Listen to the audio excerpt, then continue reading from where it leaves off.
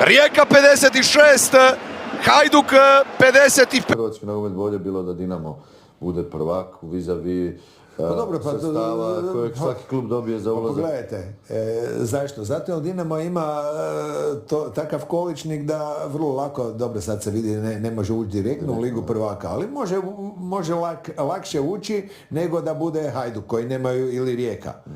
I teško da oni mogu uopće ući sa koeficijentom koji imaju, jel tako? Pogledajte, pa mi smo dobili na račun toga u hrvatski nogomet 10 milijuna eura, ili ne znam, ili toliko, čak i više, možda, nemam pojma. Pa to je ozbiljna priča, pa ko će nama dati 10 milijuna? Pa to je priča došlo iz Europe, to je došlo u Hrvatsku.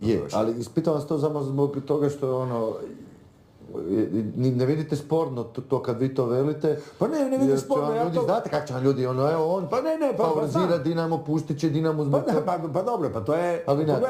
Pa nemam ja problema s tim. Ja kažem kak je. Jel to istina? Jel to istina? Pogledajte, ja gledam koji mi je interes.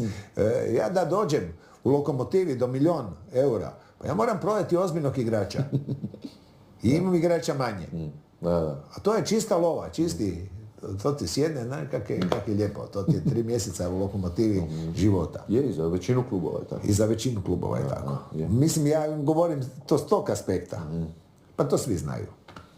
Pa evo, zato ste svi znaju, sad jel hoće reći ili neće reći, jel pričaju ovako i onako. Meni je svejedno.